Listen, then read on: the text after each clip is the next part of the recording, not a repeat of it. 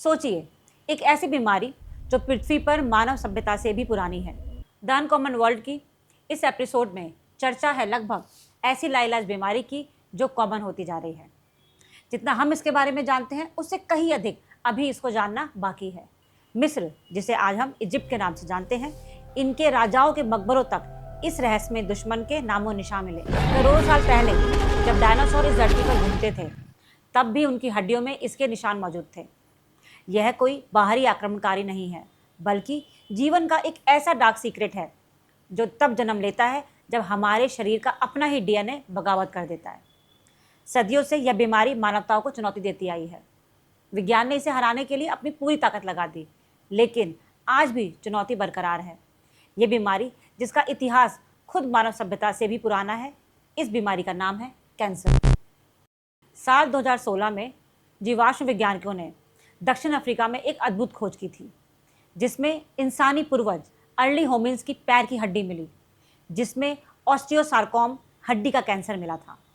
इतना ही नहीं, शोधकर्ताओं को 7.5 करोड़ साल पुराने डायनासोर के जीवाश्म में भी ट्यूमर के निशान मिले। यानी जब इस धरती पर इंसान का नामो निशान नहीं था, तब भी यह जानलेवा जिद्दी बीमारी मौजूद थी। लेकिन मानव इतिहास में कैंसर का पहला लिखित प्रमाण आखिर कब मिला? इसके लिए हमें समय की कुछ परतों को करीब 5000 साल पीछे टटोलना होगा और चलना होगा प्राचीन मिस्र की ओर। वहाँ मिला एक 15 फीट लंबा अद्भुत मेडिकल दस्तावेज, जिसे आज हम एडविन स्मिथ पपीरस के नाम से जानते हैं। माना जाता है कि इस इतिहास के महानतम चिकित्सकों में से एक इमोटेप ने लिखा था। इमोटेप कोई साधारण व्यक्ति नहीं थे।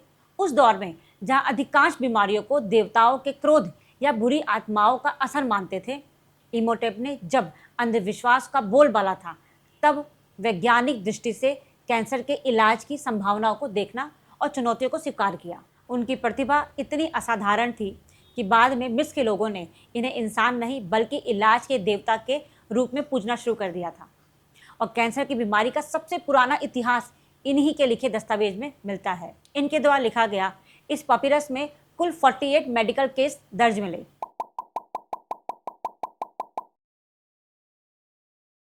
लेकिन इनमें से एक केस ऐसा था जिसे हजारों साल बाद भी इतिहासकारों और डॉक्टर्स को हैरान कर दिया। Case number 45, tumours of the breast. जब मरीज की छाती की जांच में कुछ अजीब देखा। ये गांठें ना गर्म थी और ना उनमें पस था, ना ही कोई बहाव। वे छूने पर ठंडी, बेहद सख्त और फैली हुई महसूस होती थी। प्राचीन वर्णन के अनुसार उन्हें छूना किसी कच्चे कठोर फल को छूने जैसा लगता था। आज विशेषज्ञ मानते हैं कि यह मेडिकल के इतिहास में कैंसर के सबसे पुराने लिखित विवरणों में से एक हो सकता है।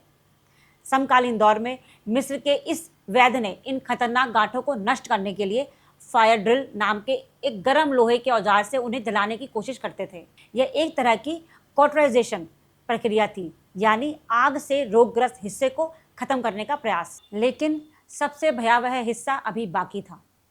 उस समय इन गांठों का बेहद सटीक निरीक्षण कर उनके आकार, फैलाव और बनावट तक का वर्णन किया। मगर जब इलाज लिखने की बारी आई, हजारों साल पुरानी उस प्राचीन दस्तावेज में एक ऐसा वाक्य दर्ज हुआ जो आज भी सोचने पर मजबूर करता है। मिस्र की प्राचीन भाषा में लिखे उस वाक्य का बाद में इतिहासकारों ने अनुवाद किया, देयर इज़ नो ट्रीटमेंट, यानी इस बीमारी का कोई इलाज नहीं है। सोचिए, 5000 साल पहले इंसान इस बीमारी को पहचान तो चुका था, लेकिन उसे हराने का कोई तरीका उसके पास नहीं था। और शायद यही वह पल था जब जीवन और कैंसर के बीच शुरू हुई सबसे लंबी लड़ाई इतिहास में दर्ज हो गई। प्राचीन मिस्र और पेरू के मरीज के एक्सरे और सिटी स्कैन में रीढ़ और पेल्विस की हड्डियों में मेटास्टेटिक प्रोस्टेट कैंसर के स्पष्ट निशान मिलते हैं। लेकिन जब वैज्ञानिकों ने समय की परतों को तोला, तो उन्हें एक और चौंकाने वाली सच्चाई मालूम चली। साल 2003 और 2020 में पैलियोपैथोलॉजिस्ट ने डायनासोर की जीवाश्म हड्डियों का अध्ययन किया। जांच में पता चला कि कुछ सेंट्रोसोरस और हेड्रोसौर डायनासोर एस्ट्रोसर्कोमा और हेमंजियोमा जैसे कैंसर से पीड़ित थे। यानी यह बीमारी मानव सभ्यता से भी पुरानी है। जी हाँ, हम बात कर रहे हैं उस कैंसर की जिसने कभी डायनासोर को भी अपना शिकार बनाया था। जब विशालकाय डायनासोर धरती पर राज कर रहे थे, तब भी कैंसर उनके शरीर के भीतर चुपचाप अपनी जड़ें जमा रहा था। कैंसर को उसका नाम चिकित्सा के जनक means father of medicine Hippocrates ने दिया था। कैसे दिया, उसके पीछे भी बड़ी दिलचस्प कहानी है। प्राचीन ग्रीस में धार्मिक और सामाजिक कारणों से इंसानी शवों को काटने पर सख्त पाबंदी थी। इसलिए हिपोक्रेट्स ने शरीर के अंदर के अंगों को नहीं देख के उन्होंने केवल त्वचा, नाक, गर्दन और ब्रेस्ट पर उभरे हुए ट्यूमर देखे। हिपोक्रेट्स ने जब कुछ ट्यूमर्स का अध्ययन किया तो उन्हें उनकी बनावट बेहद अजीब लगी। ट्यूमर के बीच में एक सख्त उभरा हुआ हिस्सा होता था और उसके चारों तरफ रक्त वाहिकाएं जाल की तरह फैली होती थी। हिपोक्रेटस को यह दृश्य एक केकड़े जैसा लगा। बीच का ट्यूमर उन्हें केकड़े का शरीर दिखाई दिया और चारों तरफ फैली रक्त वाहिकाएं उसके पैरों जैसी। इसी वजह से उन्होंने इस बीमारी को ग्रीक भाषा में कार्सिनोस नाम दिया, जिसका अर्थ होता था केकड़ा। लेकिन यह तुलना सिर्फ आकार पर सीमित नहीं थी। हिपोक्रेट्स ने देखा कि यह बीमारी शरीर के जिस हिस्से को पकड़ लेती है उसे छोड़ना बेहद मुश्किल होता है। वह धीरे धीरे बढ़ती है, आसपास के टिश्यू पर कब्जा करती है और समय के साथ शरीर के दूसरे हिस्सों तक भी फैल जाती है। शायद यही वजह थी कि केकड़ा इस बीमारी का सबसे सटीक प्रतीक बन गया। बाद में रोमन चिकित्सकों ने कार्सिनोस का लैटिन अनुवाद किया कैंसर, और तब से लेकर आज तक दुनिया इस बीमारी को इसी के नाम से जानती है, कैंसर। हजारों साल तक इंसान कैंसर को एक रहस्यमयी और लाइलाज बीमारी मानता था, लेकिन 18वीं सदी में पहली बार विज्ञान ने इसके पीछे छिपे कारणों को समझने की कोशिश शुरू कर दी। साल 1700 में इटली के प्रसिद्ध डॉक्टर बर्नार्डिनो रामाजीनी ने एक दिलचस्प बात नोटिस करी। उन्होंने देखा कि नन्स यानी ईसाई भिक्षुणियों में ब्रेस्ट कैंसर के मामले अपेक्षाकृत सबसे अधिक थे। उस समय इन्हें इसका सटीक कारण नहीं पता था, लेकिन उन्होंने पहली बार यह विचार रखा कि किसी व्यक्ति की जीवन शैली और शरीर की जैविक परिस्थितियां कैंसर से जुड़ी हो सकती हैं। आज विज्ञान मानता है कि निसंतान रहने और कुछ हार्मोनल कारकों का संबंध ब्रेस्ट कैंसर के जोखिम से हो सकता है, लेकिन कैंसर के रहस्य का सबसे बड़ा सुराग अभी मिलना बाकी था। फिर आया 1775, जब लंदन के सर्जन पर्सिवल पॉट ने एक ऐसी खोज की जिसने कैंसर रिसर्च की दिशा ही बदल दी। उन्होंने देखा कि चिमनियों के अंदर घुसकर कालिक साफ करने वाले छोटे बच्चों में एक दुर्लभ प्रकार का कैंसर बार बार दिखाई दे रहा था। वर्षों के अध्ययन के बाद में पॉट इस निष्कर्ष पर निकले कि इसका कारण चिमनियों में जमा कालिक है। यह इतिहास में पहली बार था जब किसी वैज्ञानिक ने सबूतों के साथ दिखाया कि हमारे आसपास मौजूद कोई भी बाहरी पदार्थ कैंसर पैदा कर सकता है। धीरे धीरे विज्ञान को पता चलने लगा तंबाकू, बीड़ी, सिगरेट, जहरीले रसायन और रेडिएशन जैसी कई चीज़ें कैंसर की कारक हैं। यह सिर्फ एक खोज नहीं, बल्कि कैंसर के खिलाफ इतिहास की पहली सबसे बड़ी सफलता थी, क्योंकि पहली बार विज्ञान ने साबित किया कि तंबाकू, बीड़ी या रसायन की परहेज से कैंसर जैसी जानलेवा से बचा जा सकता है। यानी इलाज से पहले विज्ञान ने बचाव, प्रिवेंशन का रास्ता ढूंढ लिया था। इस खोज ने सदियों पुरानी धारणाओं को चुनौती दे दी थी। अब कैंसर को सिर्फ किस्मत, श्राप या रहस्यमय बीमारी नहीं मानी जाती। पहली बार विज्ञान को एहसास हुआ कि कैंसर के पीछे कारण है और उनके कारणों को खोजा जा सकता है, और यहीं से शुरू हुई कैंसर की असली दुश्मन की तलाश। 200 सालों का सफ़र। साल 1700 में शुरू हुई यह खोज आज तक नहीं रुकी है, बल्कि हर नए शोध ने कैंसर के रहस्य से एक और पर्दा हटाया। कहानी आगे बढ़ती है और आता है 1830 का दशक, जब पहली बार वैज्ञानिकों ने माइक्रोस्कोप से देखा कि ट्यूमर को कोई जादुई या रहस्यमय चीज़ नहीं है, बल्कि जीवित कोशिकाओं का एक ग्रुप है। 1855 जब रुडोल्फ विर्चो ने एक ऐसी बात साबित की जिसने सबको चौंका दिया। उन्होंने बताया कि कैंसर बाहर से आने वाला कोई वायरस या बैक्टीरिया नहीं है, यह तो हमारे भीतर स्वस्थ सेल्स के बागी और बेकाबू हो जाने की कहानी है। 1890 का दशक। अब डॉक्टर्स ने ट्यूमर्स का छोटा सा टुकड़ा निकाल कर लैब से जांचना शुरू किया, जिसे बायोप्सी कहा गया। अब कैंसर की पहचान पुख्ता सबूत से होने लगी थी। 1895 क्रमशः साल 1895 में विज्ञान की दुनिया में एक और बड़ा धमाका हुआ। विल्हेम रॉन्गटन ने एक्सरे की खोज की। इस जादुई तकनीक ने चिकित्सा जगत को हमेशा के लिए बदल कर रख दिया, क्योंकि अब बिना शरीर को चीरे फाड़े शरीर के अंदर झांकने की बात संभव हो सकी थी। 1902 इसमें कुछ ही सालों बाद साल 1902 में थियोडोर बोवेरी नाम के वैज्ञानिक ने एक सुझाव दिया कि कैंसर का संबंध कोशिकाओं की क्रोमोसोम्स में होने वाली गड़बड़ी से भी हो सकता है। एक ऐसी बात जो अपने समय से दशकों आगे थी।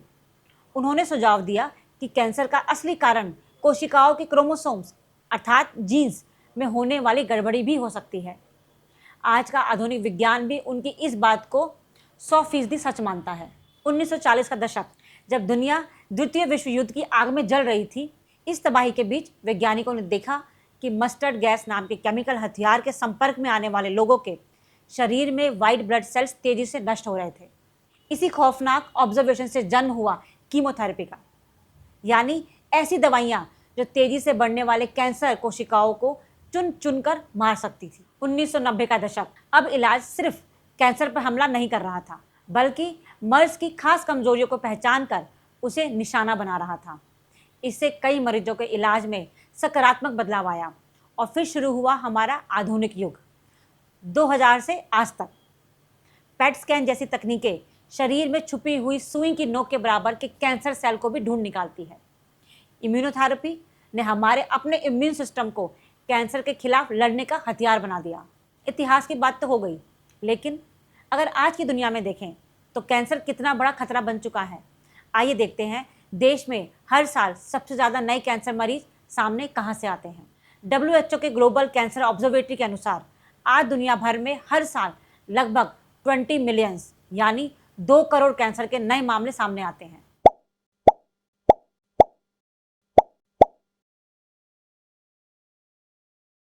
जनसंख्या, लाइफस्टाइल और बेहतर जांच सुविधाओं के आधार पर हर देश का रिकॉर्ड अलग है। सबसे अधिक कैंसर वाले देश, नंबर 1 चीन, सबसे बड़ा हॉटस्पॉट। दुनिया में सबसे ज़्यादा नए कैंसर मरीज चीन में मिलते हैं। हर साल यहाँ लगभग 48 लाख 4.8 मिलियंस नए मामले दर्ज किए जाते हैं। तेजी से बूढ़ी होती आबादी और बढ़ता प्रदूषण इसका एक बड़ा कारण माना जा रहा है। Number 2 America, USA। इस लिस्ट में दूसरे नंबर पर अमेरिका है, जहां हर साल करीब 23 से 24 लाख नए मामले सामने आते हैं। हालांकि अमेरिका में यह संख्या ज़्यादा होने की एक बहुत बड़ी वजह है एक बेहद एडवांस और शुरुआती स्तर पर कैंसर को पकड़ने वाली स्क्रीनिंग और टेस्ट की सुविधाएं। नंबर 3 हमारा भारत। तीसरे नंबर पर हमारा देश भारत है, जहां हर साल लगभग 14 लाख से ज़्यादा नए कैंसर मरीज सामने आ रहे हैं।